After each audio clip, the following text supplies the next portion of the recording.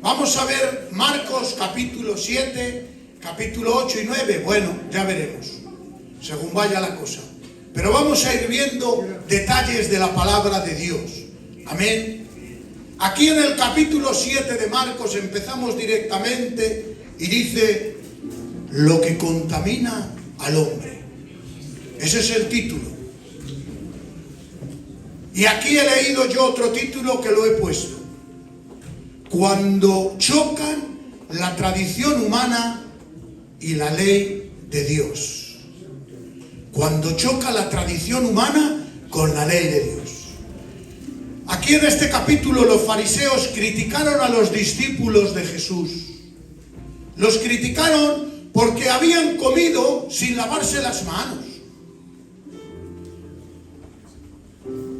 Se cogieron, no paraban un minuto porque nada más estaban predicando por todas las aldeas, por todos los pueblos, no paraban una miaja y sin lavarse las manos se sentaron a comer. Y vinieron los fariseos donde Jesús y les dijo: pero oye, ¿no ves que la ley dice que hay que lavarse las manos antes de comer? Pero claro, esa ley no era la ley de Dios, era la ley impuesta por los hombres, porque eso eran unos añadidos que habían añadido los fariseos a la auténtica y verdadera ley del Señor. Jesús les recuerda a los fariseos que esas reglas vienen y son producidas por tradiciones humanas.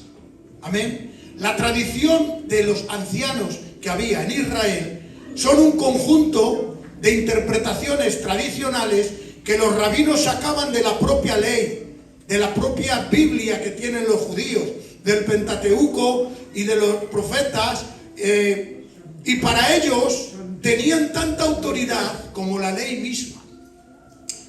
Yo sé que aquí hay hermanos que han leído comentarios bíblicos, lo sé. Pues estos fariseos ponían un comentario bíblico a la par que la ley de Dios, a la par que la Biblia.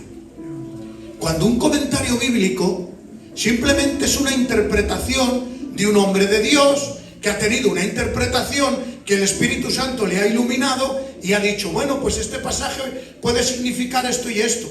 Vas a otro comentarista y te dice algo parecido pero un poco diferente. Pero eso no se puede poner como la ley de Dios. La palabra de Dios es perfecta y no necesita ningún añadido. No necesita ningún añadido.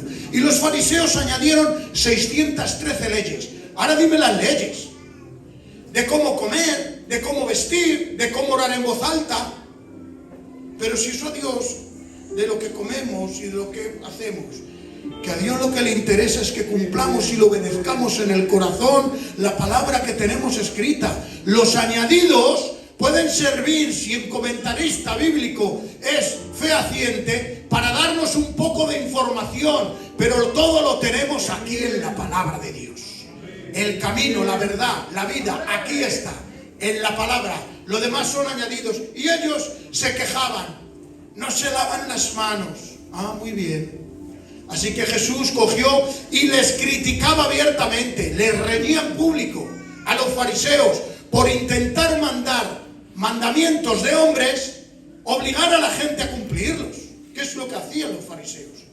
Mandamientos de hombres, que eran mandamientos que ellos habían sacado, obligaban a la gente a cumplirlos. Así que dice Marcos 7:6, respondiendo Jesús les dijo: hipócritas, bien profetizó sobre vosotros Isaías, como escrito está: este pueblo de labios me honra, mas su corazón está lejos de mí, pues en vano me honran, enseñando como doctrinas mandamientos de hombres. Aquí los hombres estamos a la orden del Señor. El hombre aquí no mandamos.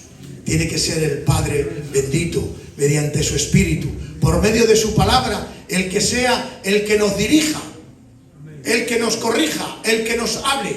Y aquí los fariseos estaban suplantando el lugar de la palabra por sus propios mandamientos.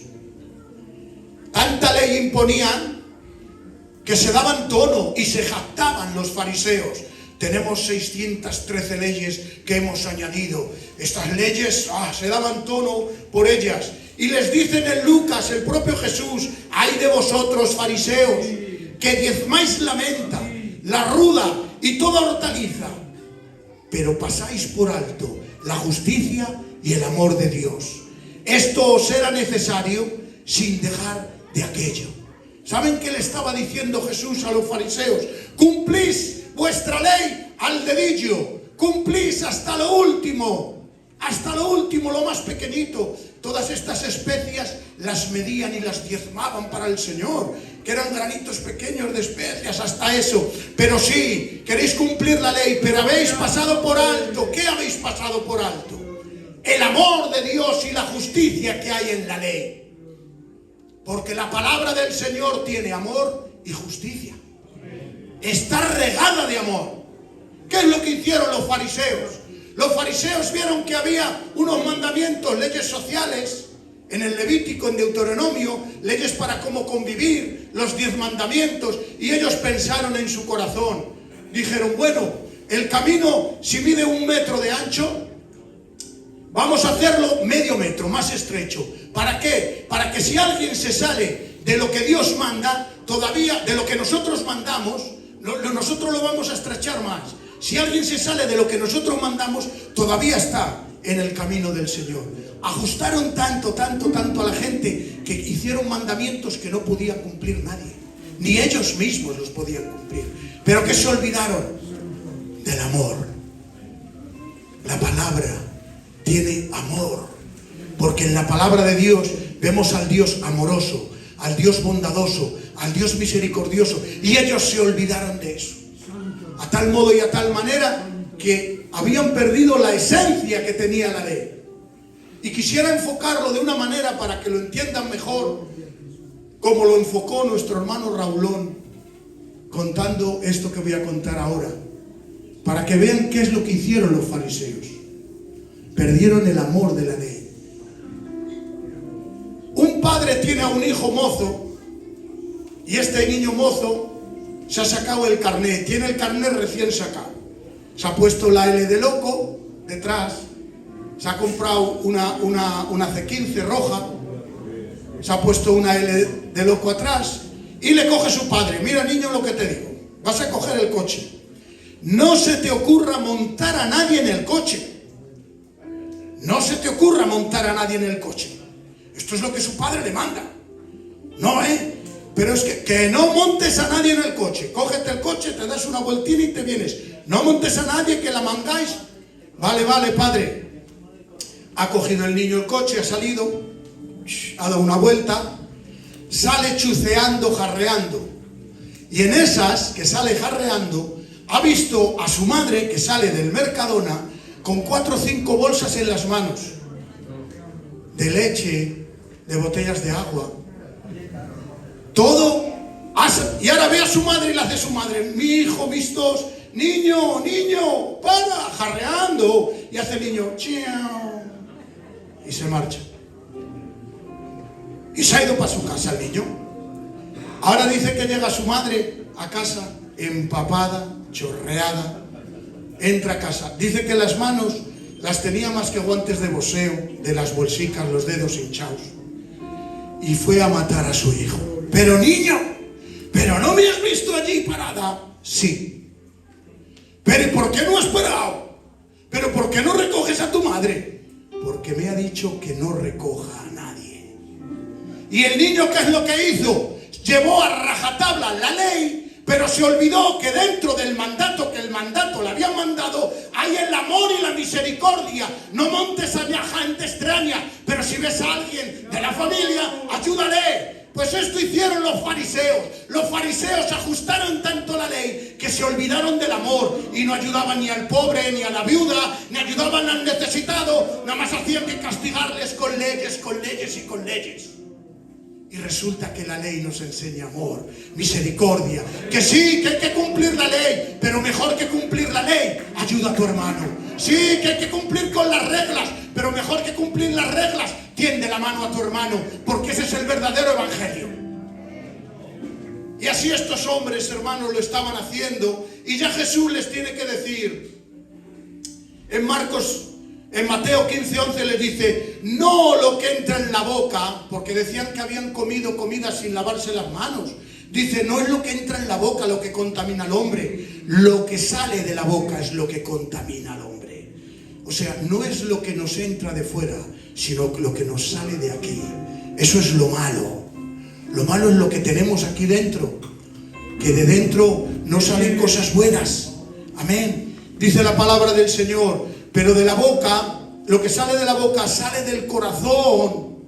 Y del corazón del hombre, dice Jesús, salen los malos pensamientos, los homicidios, los adulterios, fornicaciones, hurtos, los falsos testimonios, las blasfemias. Estas cosas son las que contaminan al hombre, pero el comer con las manos sin lavar no contamina. Fariseos, que os matáis con las tonterías, pero que tenéis que ser limpios por dentro. De ahí que Jesús les llamara sepulcros blanqueados. ¿Por qué? Porque guardaban su testimonio los fariseos, hasta para que nadie les viera, siempre guardando su testimonio escrupulosamente. Pero por dentro, dice Jesús, que eran rapiña, y la maldad tenían por dentro, era imposible. Y aquí Jesús les dice, no guardes tanto tu exterior, guarda tu interior. Que tu corazón esté limpio delante de Dios. Que tu vida esté limpia delante de Dios. Que saco que me considere la gente. Que saco que me vean aquí y que me vean y que digan, mira qué buen muchachico. Ay, qué bien, mira, exagerado. Qué bien habla, qué bien está. Si luego por dentro las envidias, las contiendas, los malos pensamientos me comen. Mejor es ser normaline, que no me consideren mucho, pero estar a cuentas delante de Dios. Amén. Tener un corazón limpio y puro delante de Él. Y esto es lo que les decía a los fariseos. No seáis tan, ay, la ley, y limpiaros por dentro. Y así acaba, hermanos, este pasaje. Y en Marcos 7:24 viene la mujer sirofenicia. Ahora que el nombre, sirofenicia. Mateo 7:24, levantándose de allí, dejó allí a sus compañeros, a los fariseos, se fue a la región de Tiro y Sidón. Tiro y Sidón está al norte de Israel, es el Líbano actualmente. Y esa fue la única ocasión que Jesús salió del contorno de Israel. ¿Vale? Y cuando llegó allí, una mujer vino donde él muy persistente. Era una mujer que no era judía. La Biblia la llama gentil, una mujer gentil que no era judía. Y vino donde él, ya conocen toda la historia, y quien lo haya leído más, te ruego que está atormentada mi hija, por favor, ve donde ella y le dice Jesús, no me es lícito dar el pan de mis hijos a los perrillos. Perrillo no era porque en la Biblia, cuando se nombran perros, a los gentiles se les llamaban perros. Y no era un perro de estos de casa que tienes, Kiko pequeñine, que lo tienes criado. Esos perros que llamaban a los gentiles eran perros salvajes que andaban por Jerusalén, que muchas veces comían todo lo que pillaban y todo, muy mal, por los basurales, comiendo. Y a esos perros que eran salvajes, que daban mal verlos, los llamaban los judíos a los gentiles, sois perros. Aquí Jesús le llamó perrilla, como diciendo, no eres mala, pero ahora no eres judía. ¿Por qué le dice eso? En Mateo 15:24 Jesús le dijo a esta mujer, mujer, ahora no te puedo atender porque fui enviado para ayudar solamente a las ovejas perdidas de mi pueblo, al pueblo de Israel. Jesús le está diciendo que Cristo ha venido en este tiempo no por todo el mundo, sino solamente al pueblo de Israel. Él fue llamado a los suyos, para su pueblo. Ese era su ministerio. El plan de Dios era que el evangelio debía ser primeramente presentado al pueblo de Israel. ¿Se acuerdan cuando Jesús mandó a los apóstoles de 2 en 2? Id y predicad y sanad y hacer milagros. En Mateo 10:5 dice, a estos 12 los envió Jesús y les dio instrucciones diciendo, no vayáis donde los gentiles, o sea, no vayáis donde no sean judíos, y en ciudades samaritanos tampoco entréis, sino solo id a las ovejas perdidas de Israel, porque el plan de Dios para aquel tiempo es que Jesús solo debía predicar a los de Israel, a su pueblo. Todavía no se había abierto la puerta de la iglesia donde serían convertidas todas las naciones. Pero ¿por qué? ¿Por qué Jesús fue solo llevado a predicar a Israel cuando bajó aquí? Miren, hermanos, Dios escogió a Abraham. Abraham estaba allí en Ur de los Caldeos. Era como un moro con un turbante, era un semita politeísta con 20.000 dioses, y los llamó de esa tierra y se lo llevó. Y le dijo el Señor: sal de tu tierra, que te voy a dar otra tierra. Y en ese llamamiento había una bendición muy grande. Dice: de ti haré una nación muy grande, porque de Abraham salen todos los judíos. Todo el pueblo de Israel viene de Abraham, Isaac y Jacob. Y en ese llamamiento, Abraham, que Abraham todavía no era judío, porque Abraham era uno que vivía en Ur de los Caldeos, hubo una profecía que se dice en Génesis 12:3, y dice: Abraham, en ti serán benditas todas las naciones de la tierra. Así que, ¿qué significaba esto? Que de la simiente de Abraham iba a venir el Mesías, pero también había un llamado. ¿Saben cuál era el llamado del pueblo de Israel? Cuando en el monte Sinaí recibieron la ley de Dios, hicieron pacto con Jehová, y dice: vosotros sois mi pueblo escogido, yo os tengo como escogidos delante de todos, si hacéis pacto conmigo. Y allí en el monte Sinaí, con los ancianos, mataron a un cordero e hicieron pacto delante del Señor, pacto de sangre, porque hubo sangre de un cordero por el medio. Hicieron pacto y van a ser los elegidos de él, su nación preferida, que la iba a tener trabajando y cubierta. Pero Dios les había metido un plan a ellos. ¿Saben cuál era el plan de Dios? Que el pueblo de Israel alcanzara a todas las naciones y les compartiera que el Dios verdadero es Jehová. Eso es lo que les había mandado. ¿Qué ocurrió con Israel? Que fracasaron. Un siglo y fracasaron. Y otro siglo y fracasaron. A tal modo y a tal manera que en el siglo 300, en el año 300 antes de Cristo, se forman los fariseos, que se cerraron de tal modo y de tal manera que ya no querían tener contacto con nadie que no fuera judío. ¿Pero qué habéis hecho? ¿Pero qué habéis hecho? Si el plan mío, como Dios que soy, es que vosotros alcanzarais a todas las naciones y fuerais convertidos. Por eso es que se ve que en el Antiguo Testamento se ve a Jonás, que a Jonás, profeta judío, en vez de mandarle a profetizar en Israel del norte o en Israel del sur, que era la nación donde se profetizaban, le mandó allí afuera, le mandó a Nínive. ¿Por qué? Porque se ve que Dios tenía un plan con todas las naciones, no solamente con Israel, pero Israel fracasó. Así que Dios les estaba dando la nueva oportunidad con esta. ¿Qué era? Que empezara el evangelio desde los judíos. Y así fue como se hizo. Los primeros cristianos fueron judíos, los apóstoles y los que seguían al maestro, que en el aposento alto, de ahí nació la iglesia. Y las primeras iglesias, todas eran judías. Creían en Jesucristo como el sacrificio perfecto, creían que la sangre de los corderos, de los sacrificios, ya no era necesaria, creían en Jesús, pero eran judíos. De tal modo y de tal manera que cuando se convirtió Cornelio, se mangó un revuelo que tuvieron que hacer un concilio. Y decían: ¿cómo es que los gentiles han aceptado al Espíritu Santo? Y Pedro, que mandaron a Pedro, porque era una columna, que fue el Señor: mata y come y vete por ellos. Y se mangó un revuelo. ¿Por qué? Porque en el corazón de Dios estaba el decir: bueno, fallasteis una vez.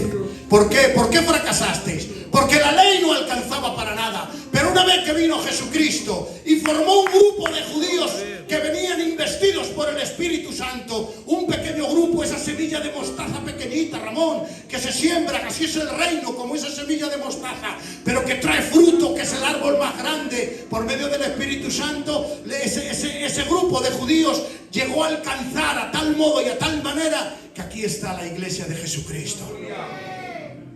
Así que comenzó por pueblo judío, pero ahora son todas las naciones. Cuando Jesús resucita, cambió. Y ya no le dijo: no vayáis donde los gentiles, no vayáis por el pueblo de... No.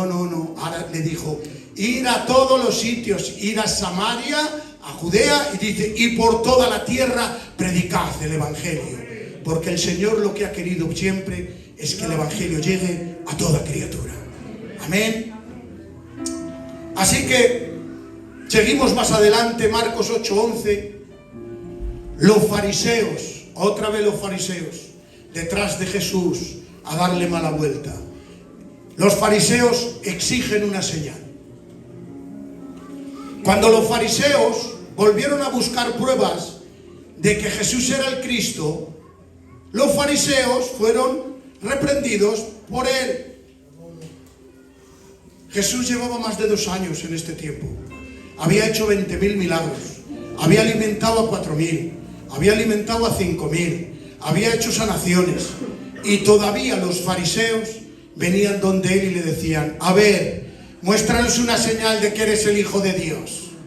Pero ¿de qué forma y de qué manera se lo pedían? Que se lo pedían no para creer, sino para hacerle a él de menos, a ver si fracasaba, a ver si fallaba, no para creer. Y le demandaban señal. Venga, haz algo, danos una señal de que eres el Hijo de Dios. Danos una señal. El problema no es que Jesús haría milagros, sino que ellos estaban en su propia incredulidad ante Dios y no querían admitir la realidad. La realidad era que Jesús era el Hijo de Dios y ellos no lo querían admitir. ¿Qué entraron? Entraron en la obstinación. La obstinación es una cegación del corazón, que uno ya ha rechazado a Dios de tal modo y de tal manera que aunque vea venir al mismo Dios como lo estaban viendo, no lo admitían.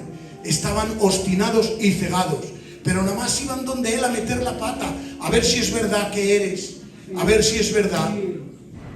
Y Jesús les reprende: no tendréis otra señal. ¿Qué queréis? ¿Señales? No, la única señal que vais a tener es la señal de Jonás.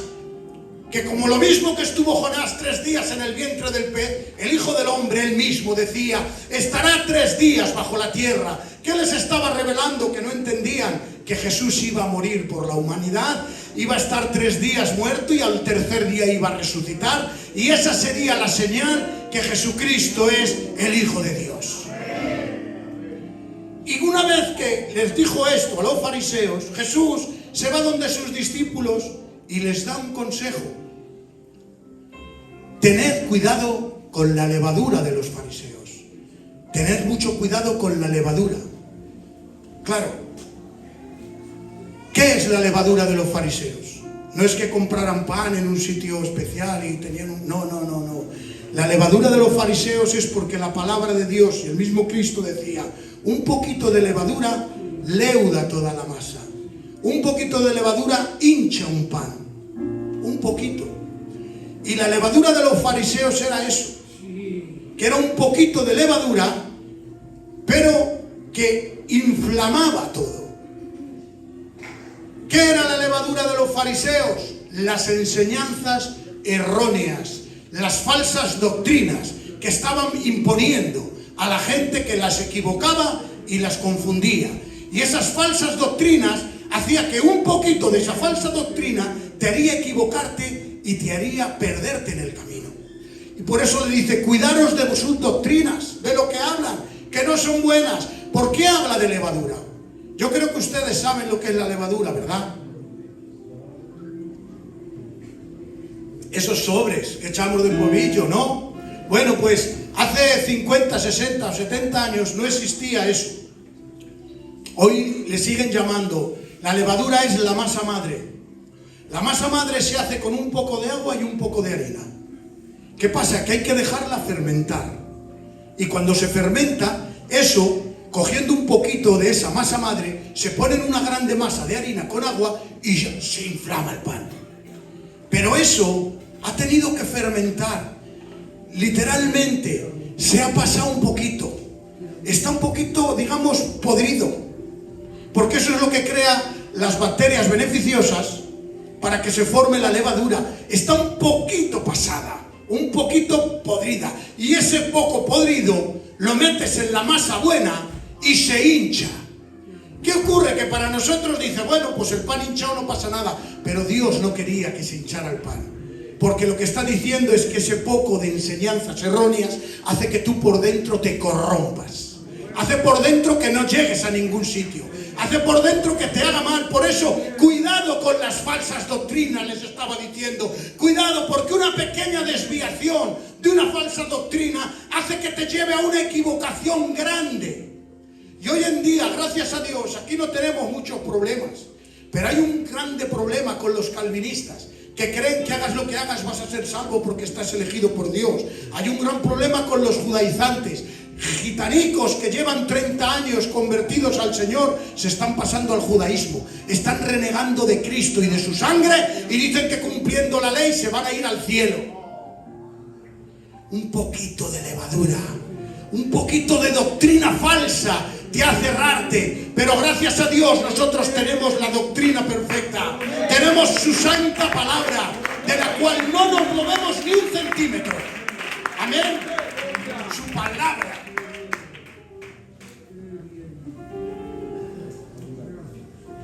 Y aquí está, hermanos, cuando Pedro confiesa que Jesús es Cristo.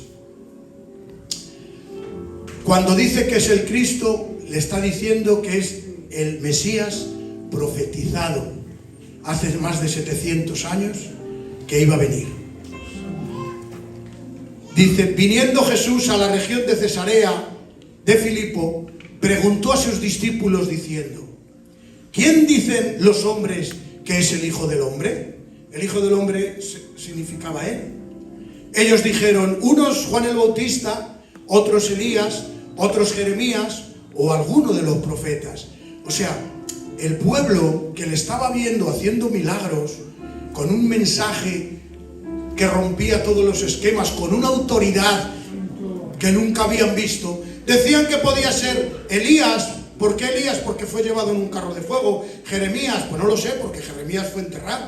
O alguno de los profetas. O que era Juan el Bautista que había resucitado. O sea, tenían un chura de cacao mental que no sabían quién era Jesucristo. Nosotros, gracias a Dios, sabemos quién es Cristo. Es el Redentor de este mundo. Es el que ha dado su vida y ha tomado nuestro lugar para que por medio de tomar en nuestro lugar nos dé entrada al trono de la gracia. Muy bien, esto creen los demás. Y ahora le dice, ¿y vosotros quién creéis que soy? Llevan más de 2 años con él, para arriba y para abajo, durmiendo, predicando, viéndole cómo hace, lo que no hace. Y dice, ¿y vosotros quién creéis que sois? ¿Quién? Y dice Jesús, y dice Pedro, tú eres el Cristo. Cuando le dice el Cristo, le estaba diciendo el Mesías, el elegido, el que tiene que venir aquí a la tierra y el que va a venir a libertarnos del yugo romano. Vale, esto ocurrió 6 meses antes de su crucifixión. Faltaban 6 meses para que lo crucificaran y todavía Jesús no les había revelado literalmente su plan. Por eso Cristo les pregunta, ¿quién creéis que soy? ¿A qué estáis esperando de mí? ¿Qué esperáis de mí? ¿Qué estáis esperando que yo haga aquí ahora en la tierra? ¿Qué estáis esperando? Porque todavía no les había revelado lo que le iba a acontecer. Pero claro, un poco más adelante, Jesús ya les empieza a anunciar su muerte. Para nosotros, que ya hemos visto la historia y vemos lo que ha acontecido, decimos, ¡ay, qué alegría! Ya llega nuestra salvación, que Cristo va a ir a la cruz, ¡ay, qué alegría! Pero para los discípulos que lo estaban escuchando, se les cruzaban los cables y decían, no entendemos nada de lo que nos quieres decir. No te entendemos. No te entendemos. No, es que no puede ser. No puede ser. Y en Marcos 8:31 les dice Jesús, y comenzó a enseñarles que era necesario al Hijo del Hombre padecer mucho y ser desechado por los ancianos, por los principales sacerdotes y por los escribas, y ser muerto y resucitar 3 días después. ¿Sabéis lo que les estaba diciendo? ¿Qué es lo que pensáis de mí? ¿Saben lo que pensaban ellos? Que había venido el libertador, el Cristo. ¿Saben qué es lo que estaban esperando? Que vendría a librarles del yugo romano. Porque está profetizado que Jesucristo bajará con un caballo a reinar aquí a la tierra 1000 años, con un reinado que va a ser perfecto. Y esa profecía es la que tiene el pueblo de Israel, que Jesucristo va a venir a la tierra y va a reinar con ellos. Y ahora dicen, aquí ha venido el Mesías, ahora se va a juntar. Por eso dice, voy a ser desechado de los ancianos. Se va a ir donde los ancianos, que son los que mandan, donde los principales sacerdotes y donde los escribas le van a reconocer como el Mesías, lo van a poner, y como viene con el poder de Dios, va a derrocar a los romanos que nos están subyugando, que nos están dando mala vuelta, y los va a derrocar y nos van a poner aquí y Él va a reinar. Y vamos a tener el rey que tenemos profetizado desde hace muchos años. ¡Ay, qué alegría! Y ellos esperaban eso de Cristo, sus discípulos que iban con Él. Pero cuando les dice que no, que me van a desechar los ancianos. ¿Qué dices? ¿Te van a desechar? Sí, que los sacerdotes me van a tirar por el suelo. ¿Qué dices? ¿No te aceptan? No, y voy a morir. ¿Cómo? ¿Qué vas a morir? Les rompió el cuadro, hermanos. Porque todavía no entendían que están esperando una cosa y recibieron otra. No entendían todavía el plan de Dios. Así que de ahí en adelante Jesús les empezó a hablar claramente y directamente a sus discípulos de su muerte y de su resurrección. ¿Para qué? ¿Para qué? Para prepararles de lo que les venía encima.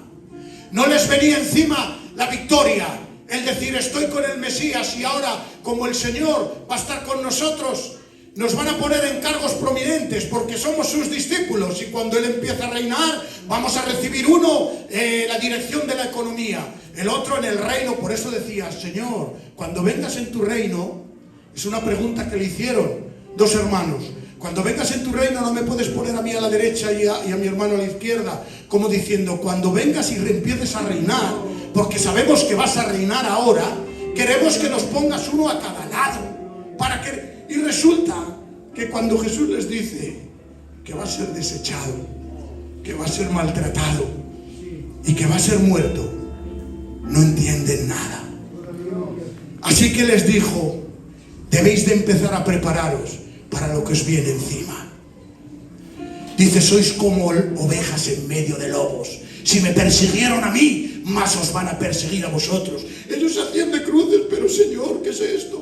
Si leemos el libro de Juan, del apóstol Juan, del 14 en adelante, vemos la Santa Cena, de tal modo y de tal manera les está explicando Jesús lo que les va a acontecer después de que Él se vaya, y que muchos se quedaron tiesos diciendo, no lo aceptamos esto, no lo aceptamos. A tal modo y a tal manera, que como saben todos, Pedro, como ha dicho eso, dice, deja que hablo con él. Voy a quitarle esas intenciones porque no son las intenciones buenas. Las intenciones buenas es que se ponga de rey, no que muera. Y Pedro lo llevó aparte, dice la Biblia, y comenzó a reprenderle. Se la empezó a echar. Reprender es echar. ¿Pero qué dices? ¿Cómo vas a hacer esto? ¿Cómo vas a morir ahora? No puedes tú morir ahora. Que aquí en este evangelio de Marcos no lo dice, pero nosotros sí. Se da la vuelta Jesús y dice, apártate de mí, Satanás, porque no miras las cosas de Dios, sino pones la mira en las cosas de los hombres.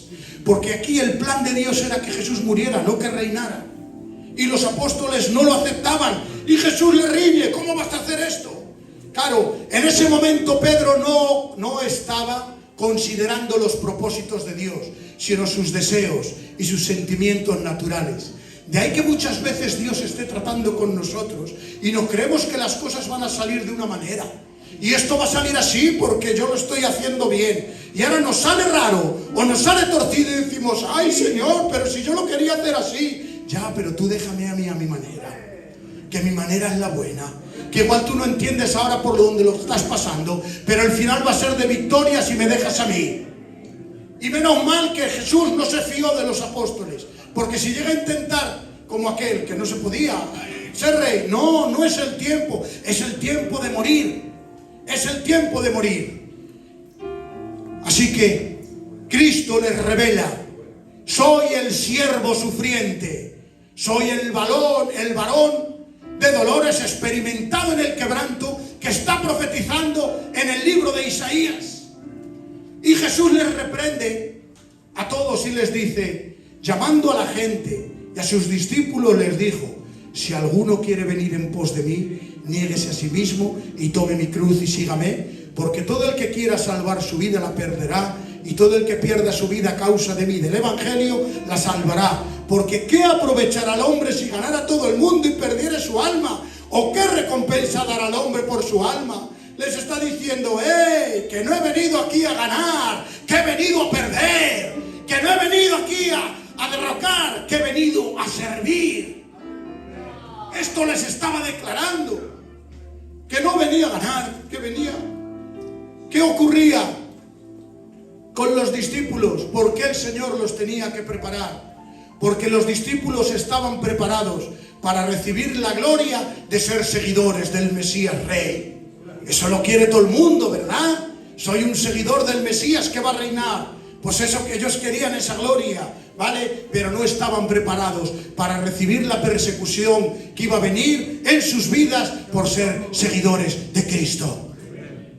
Hay gente que viene al Evangelio solamente para recibir la bendición del Señor, solamente para recibir la aprobación, lo bueno, hay que alegría, la bendición, pero cuando viene la vida apretando un poco y viene la persecución, cuando tienes que perder de lo tuyo, cuando tienes que doblegarte para seguirle a Él, muchos fracasan. ¿Por qué? Porque solo están dispuestos a seguir al Mesías Rey. Pero nosotros no estamos siguiendo ahora al Mesías Rey. Estamos siguiendo al siervo sufriente, que lo que nos dejó es que si sufrimos, reinaremos. Amén. Ya lo dijo Jesús: en este mundo tendréis aflicción. Él no engañaba, Él decía toda la verdad. Y así que prepararos para lo que os viene. Ya veréis la que os viene encima. La habéis mangado por seguirme. Y 6 días después, Jesús, para que se afiancen un poquito con el golpetazo que les ha dado, que les ha dicho que ha venido a morir, con ese golpetazo tiene que hacer algo, tiene que hacer algo. 6 días después viene la transfiguración y se lleva a su círculo íntimo, Pedro, Jacobo y Juan. Los llevó aparte a un monte alto y se transfiguró delante de ellos, volviéndose blanco y resplandeciente de tal manera que los quedó medio ciegos y medio tontos. ¿Saben lo que hizo Jesús? Dejó ver un poquitín, como que cogió del chaleco y hizo así, esperar un poco, y abrió y mostró un poco de la gloria del Hijo de Dios. Se transfiguró en la gloria y mostró un poquitín de su gloria delante de ellos, ¿vale? La transfiguración reveló que la naturaleza de Jesús aquí en la tierra era el Hijo de Dios. Y esto lo reveló delante de ellos. A su lado aparecieron Moisés y Elías en esa transfiguración. Moisés, que está representando a la ley. Para los judíos Moisés no había más en el mundo, la ley. Y Elías, que representaba a los profetas. Los profetas, esas dos cosas, la ley y los profetas, eran la base bíblica de todo judío. Y aparecieron a su lado. ¿Y qué estaban diciendo con esa aparición? Que aprobaban la venida de Jesús como Dios en la tierra. Le estaban diciendo: somos la ley y los profetas, y este es el Cristo que había de venir. ¿Qué momento de gloria hubo tan grande que sus discípulos, lo dice la Biblia, se quedaron como de atontonados? Tanta gloria, como atontonados se quedaron. Y Pedro, en un remango que de esos que tenía Pedro de arrojo, dice: nos vendría bien hacer aquí 3 casetinas. Una para Elías, otra para el maestro y otra para Moisés. 3 enramadas y quedarnos aquí. No queremos nada. Vieron un poquito de su gloria y ya no querían nada. Les transformó la mente en segundos. Ya les daba igual todo en ese momento. Ay, Dios mío, da igual, que no queremos nada, que hemos visto un poco de tu gloria. Que eso nos pasa a nosotros. Cuando venimos encabezonados, o venimos reventados, o venimos con problemas y vemos un poquito de su gloria. Y vemos que viene su gloria a nuestra vida y hacemos, ay Dios mío, no quiero nada.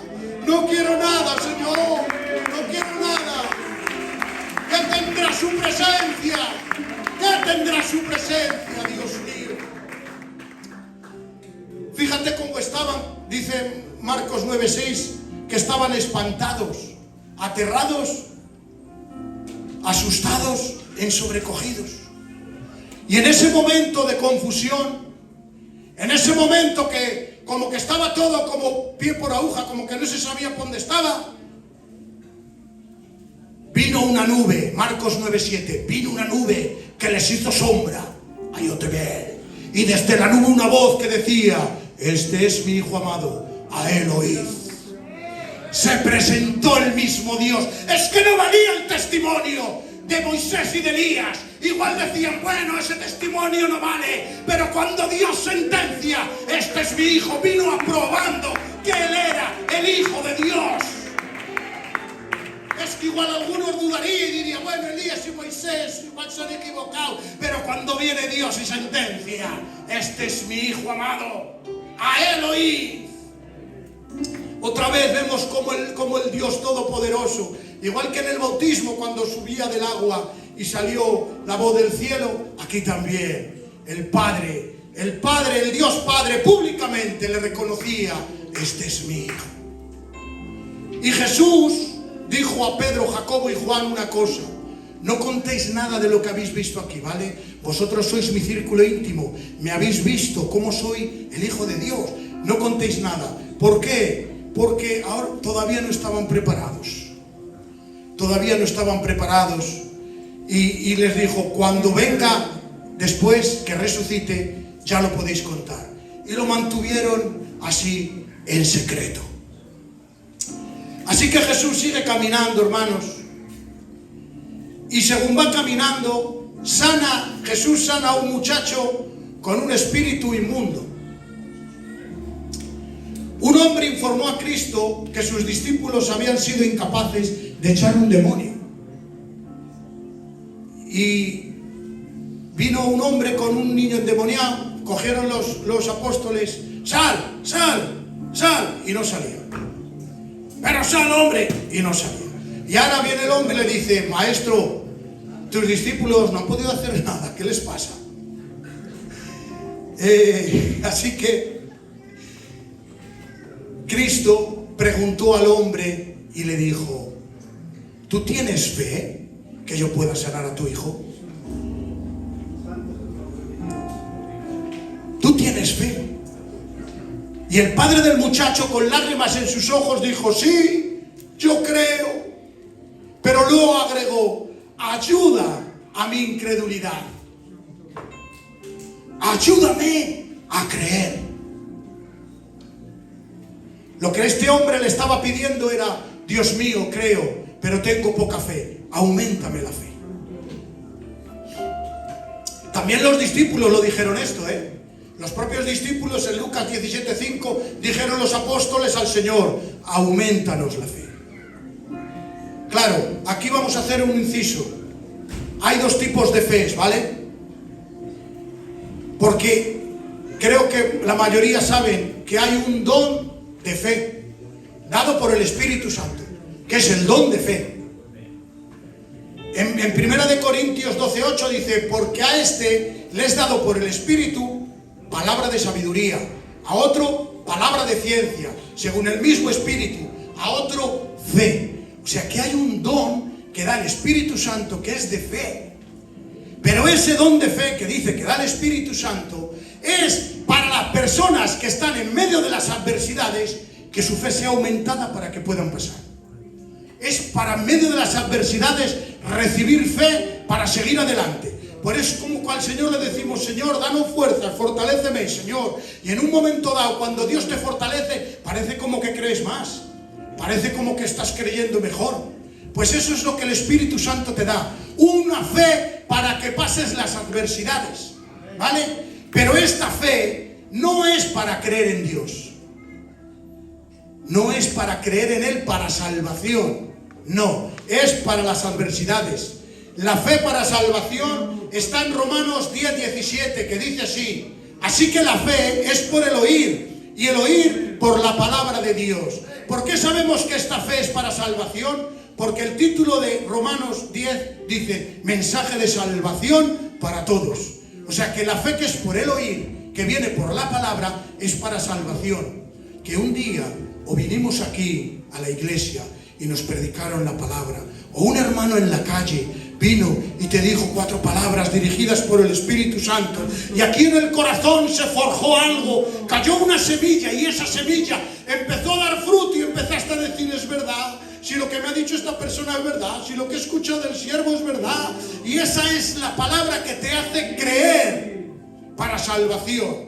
Y después que has creído para salvación, cuando tienes problemicas o cuando necesitas fuerzas, puedes decir, Señor, auméntame la fe.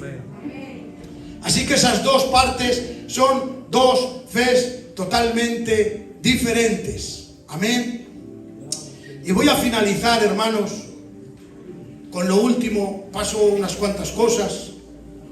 Marcos 9:42, finalizando, habla de las tentaciones al pecado. Dice Marcos 9:42, cualquiera que haga tropezar a uno de mis pequeñitos que creen en mí, mejor le fuera que se le atase una piedra de molino al cuello y se la arrojase al mar. Ya no dice que la arrojen a un río, que igual salva, al mar. Que lo monten en una barca, una piedra de molino. No está hablando de unas piedras que había pequeñinas, que molían así el trigo. No, no, no. Esas piedras que eran llevadas por burros, que eran más que este púlpito, que pesarán 2 o 3 toneladas. O sea, no tiene salvación. Cualquiera que haga tropezar a uno de mis pequeños. Dice Jesús en otro sitio, es necesario que vengan los tropiezos. No voy a entrar ahí porque ahí es mucho. Pero el hombre tiene que ser aguzado hombre con hombre. Como el hierro se aguza con el hierro, hombre con hombre. Por eso los tropiezos y los choques a veces son necesarios para sacar de dentro lo que tenemos, que no nos lo vemos. Yo tengo cositas aquí adentro que no las veo. Y ahora el Señor coge a mi Elena, que no la hay en el mundo, y ese día me pincha. ¿Para qué? Para que me salga para aquí. ¡Ay, mira qué mala! Y hago así, digo, mira lo que tenía. Por medio de ese roce ha conseguido el Señor ver que yo en mi corazón tengo cosas que no están bien. Por eso dice Jesús, es necesario que vengan los tropiezos para probarnos, para sacar lo que tenemos dentro. Dice, pero ¡ay! Por el que vengan los tropiezos. Hermanos, que nosotros no estamos para hacer tropezar a nadie, que estamos para tender la mano, que estamos para ayudar, estamos para abrazar, para besar, para bendecir. Yo no estoy para ser tropiezo de nadie, porque hay por el que vengan los tropiezos. Ay, Dios mío, el Señor nos ayude y nos dé conocimiento y sabiduría para no ser tropiezo de nadie. Y después de esto les dice, Jesús les empieza a hablar del infierno, del fuego que no se puede apagar, donde el gusano que nunca muere y el fuego que está allí que tampoco puede ser apagado. Les habla del infierno y les da unas claves. Mirad qué claves más bonitas, que con esto ya acabamos, Mirad qué claves para poder escapar del infierno. Jesús les hace estas recomendaciones. Marcos 9:43. Si tu mano te fuese ocasión de caer, córtalo. Si tu pie te fuese ocasión de caer, córtalo. Si tu ojo te fuera ocasión de caer, sácalo. Buenas recomendaciones, palabra. Está claro que aquí Jesús no está hablando literalmente, ¿vale? No está hablando que hay que cortarse físicamente ni las manos, ni los pies, ni quitarse los ojos. Está hablando de mantenernos puros delante de Dios. Es mejor soportar el dolor de negarse a uno mismo, ¿vale?, que el tormento eterno en el infierno.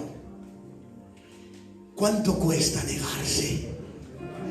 ¿Cuánto cuesta negarse a mi orgullo, a lo que yo creo, a lo que me gusta? Que es que esto me gusta, pero que, a ver, ¿cuánto cuesta negarse? Fijaros si cuesta negarse, que el mismo Cristo es que dice que es como que te cortas un brazo o una pierna.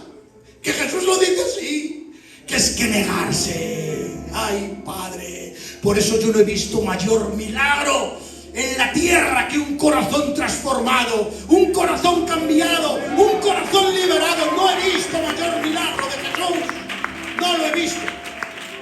Porque hay lo que cuesta, Dios mío. Que te tienes que cortar un brazo, una pierna, que es lo que está diciendo. Pero lo que Jesús les quería explicar, hay que negarse a sí mismo. Hay que negarse a sí mismo, aleluya. ¿Por qué? Porque es mejor negarse a mis gustos, a mis placeres y a todo aquello que viene de mi corazón dañado. Es mejor negarme a ellos que condenarme por una eternidad. Y esta es la enseñanza que Jesús les deja. Autonegación. Toma tu cruz y sígueme. Muere todos los días en la cruz que yo te presto. Yo no te estoy dando un trono para que seas rey. Yo no te estoy dando riquezas para que gobiernes y seas fiera. Te ofrezco una cruz. Te ofrezco una cruz. ¿Para qué? Para crucificarme. Para mis deseos y mis pasiones sean echadas abajo y me ponga a servirle al Señor en el nombre de Jesús. ¿Cuántos dicen gloria a Dios? ¿Cuántos dicen aleluya? Otro día seguiremos más, iglesia.